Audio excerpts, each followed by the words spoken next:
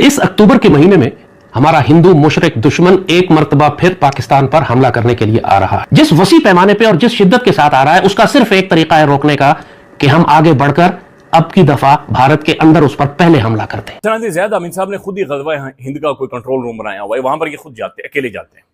जंग होती है ये नजर नहीं आते, गोली चलती है नजर नहीं आते। वीडियोस वैसे बहुत बनाकर जारी कर रहे होते हैं, कभी बन्ने से छलांग लगा दी, कभी पत्थर से छलांग लगा दी, कभी बूटे के साथ ऊपर पुल अप्स कर रहे होते हैं कि मैं ऐसे हिंदुओं को मारूंगा। आपको पता है ग़ज़वा हिंद के हीरो हैं ज़ैद अहमद साहब, उन्होंने मशवरा ये दिया है पाकिस्तान की मिलिट्री इस्टेब्लिशमेंट को कि हमें, और अच्छा एक बड़ी इंटरेस्टिंग बात भी वहाँ पे की है ज़ैद अहमद साहब ने। उन्होंने कहा कि हमने मई 7 का जो हमारा जो जंग हुई हमारी हिंदुस्तान के साथ एयर स्क्रिमिश हुई, हमने उसको ओवर एस्टिमेट कर लिया है। हमने उसमें से बहुत गलत नताइज, गलत रिजल्ट हासिल, कंक्लूजन्स जो हमने ड्रॉ कर लिए हैं, असल में मिलिट्री सूरत हाल गालिबन इस किस्म की नहीं है।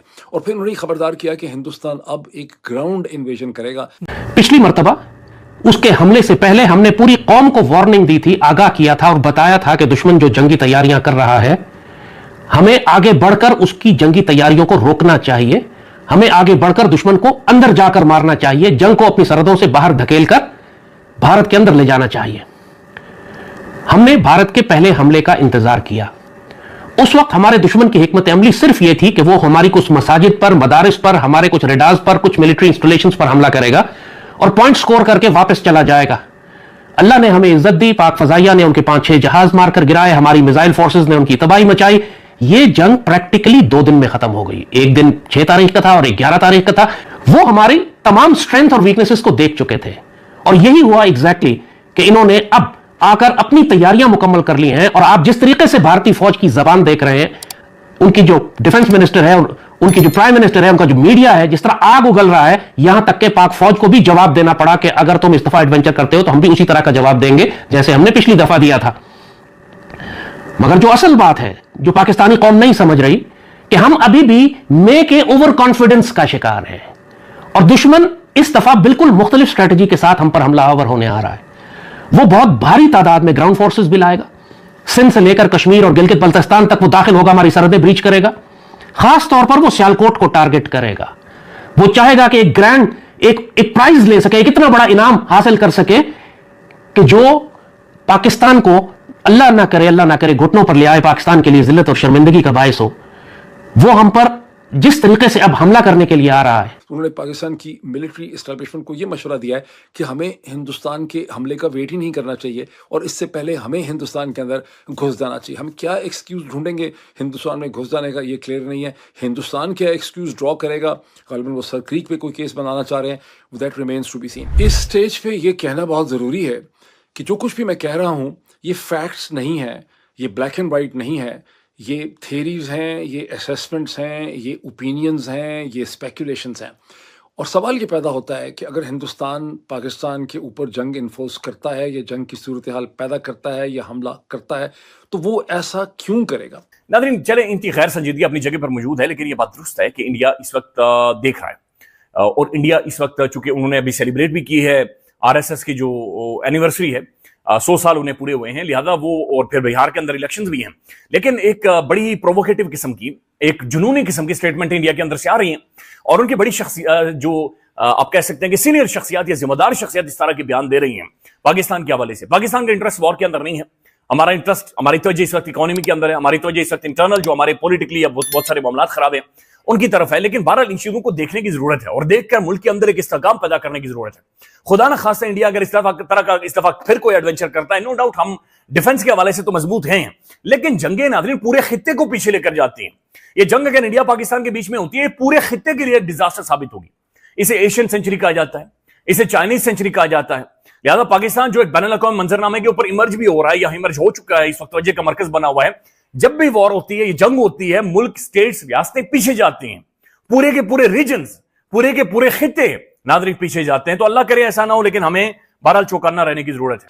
अब इस हवाले से इसी हफ्ते मेरा ख्याल 2-3 दिन पहले हिंदुस्तान के army chief general Upendra Dwivedi का एक इंटरव्यू जापान टाइम्स को दिलवाया गया है। सवाल ये पैदा होता है कि इस मौके पे जापान टाइम्स को हिंदुस्तान के आर्मी चीफ ने इस किस्म का इंटरव्यू क्यों दिया। ये जो एक बड़ा लंबा चौड़ा इंटरव्यू है, उसमें बहुत प्रोफेशनल टर्म्स इस्तेमाल की गई हैं। उसमें जनरल उपेंद्र द्विवेदी ये कहते हैं कि हमने मई 2025 में पाकिस्तान के साथ जो हमारा कॉन्फ्लिक्ट था, उससे जो लेसन सीखने थे, हमने वो लेसन सीख लिए। अब सवाल ये पैदा होता है, क्या लेसन उन्होंने इसमें सीख लिए? वो कहते हैं कि हमने लेसन ये सीख लिए हैं कि आपको एक एस्केलेटरी फ्रेमवर्क के अंदर रहते-रहते, थ्रेशोल्ड के अंदर रहते-रहते, आप एक फुल ब्लोन कन्वेंशनल वॉरफेयर कर सकते हैं। इसका मतलब है कि आप पाकिस्तान के न्यूक्लियर थ्रेशोल्ड को अट्रैक्ट किए बगैर पाकिस्तान के साथ एक बहुत बड़ी जंग कर सकते हैं। ये कह रहे हैं हिंदुस्तान के आर्मी चीफ। और क्यों उनका ये इंटरव्यू जापान टाइम्स को इस स्टेज के ऊपर दिलवाया गया, दैट रिमेन्स टू बी, यानी इस पे बड़ी बहस हो सकती है। लेकिन अगर आप इस चीज़ को देखें तो जैद हामिद ने वीडियो में, टोपी वाला तो कह के आप उनको जलील कर दें, लाल टोपी वाला, लेकिन जैद हामिद ने जो बात की है वो यही है कि हिंदुस्तान एक ग्राउंड इन्वेजन जो है उसे प्लान कर रहा है। अब मैंने एक मिलिट्री सोर्स से, बल्कि एक से ज़्यादा मिलिट्री सोर्स से मैंने इसको काउंटर चेक करना चाहा। मैंने कहा कि हमें तो मई में चीन की भी मदद रही, बहुत ज़्यादा कोऑपरेशन थी चाइना की पाकिस्तान के साथ, कम अज़ कम जो एयर वॉरफेयर थी, हमारी एयर फाइट थी, और अमेरिका की भी बाद में मदद रही। तो अमेरिका के हवाले से एक सोर्स का मुझे कहना था कि डोनाल्ड ट्रंप अपनी पोजीशन को इतना कमज़ोर कर चुके हैं, और इस वक्त हिंदुस्तान के और डोनाल्ड ट्रंप के दरमियान जिस किस्म के ताल्लुकात हैं, अब अगर डोनाल्ड ट्रंप जोर लगाएं भी पूरा का पूरा, तो हिंदुस्तान और ने अगर तैयारी की भी होगी तो वो डोनाल्ड ट्रंप की कोई बात मानने से इनकार कर देगा, वो डिसमिस कर देंगे। और अभी हाल ही में आपने देखा कि डोनाल्ड ट्रंप ने कैसे मतलब कहा इसराइल के प्राइम मिनिस्टर को कि आप बॉम्बिंग रोक दें गाजा की, लेकिन उन्होंने बॉम्बिंग जो है वो नहीं रोकी। तो डोनाल्ड ट्रंप की पोजीशन ऐसी रही नहीं है कि वो हिंदुस्तान पाकिस्तान में को बहुत ज़्यादा सक्सेसफुल। जय हिंद दोस्तों। पाकिस्तान का मशहूर लाल टोपी काफी दिनों से गायब ही हो गया था, लेकिन अचानक इतने दिनों बाद फिर नजर आया है। अब आप सोच सकते हैं गाजा, इसराइल, रूस, यूक्रेन, पता नहीं पाकिस्तान का और क्या क्या बिक गया और क्या क्या डील हुआ ट्रंप के साथ, लेकिन लाल टोपी इतने दिनों से कहीं नजर नहीं आया था। लेकिन आज जाकर दिखा है, वह भी अपने चैनल पर नहीं, कहीं सोशल मीडिया प्लेटफॉर्म पर नजर आया। उसके अचानक से नजर आने का कारण भी वाजिब है, क्योंकि भारत की तरफ से ऑपरेशन सिंदूर पार्ट 2 के लिए पाकिस्तान को तैयार रहने को कहा है। कहीं भारत फिर से अचानक हमला ना कर दे। इससे पहले लाल टोपी गज़वाए हिंद की पूरी योजना बनाई है और कह रहा है कि हम लोग भारत में पहले हमला कर दें। लाल टोपी को भारत ने जो तबाही मचाया था पाकिस्तान के अंदर, वह अभी तक इसको अच्छे से याद है कि पहला दिन का जो हमला था 7 मई के दिन, वह भी पाकिस्तान के टेरर कैंप पर हमला करके मिट्टी में मिला दिया था, जिसका पाकिस्तान ने जवाबी हमला किया। फिर भारत ने उसके चाइनीज और डिफेंस सिस्टम और सभी 11 एयरबेस को उड़ाकर भारत ने दुनिया को हमले के पहले और बाद के सैटेलाइट इमेज जारी कर दिखा दिया, लेकिन पाकिस्तान ने आज तक कोई एविडेंस नहीं दे पाया। पाकिस्तान आर्मी और वहां की सरकार ने पब्लिक को यह चूरन बेचा कि यहां पर ब्रह्मोस नहीं गिरा है बल्कि आसमानी बिजली गिरी है, लेकिन पब्लिक ने सोशल मीडिया पर पूरा फुटेज दुनिया को दिखा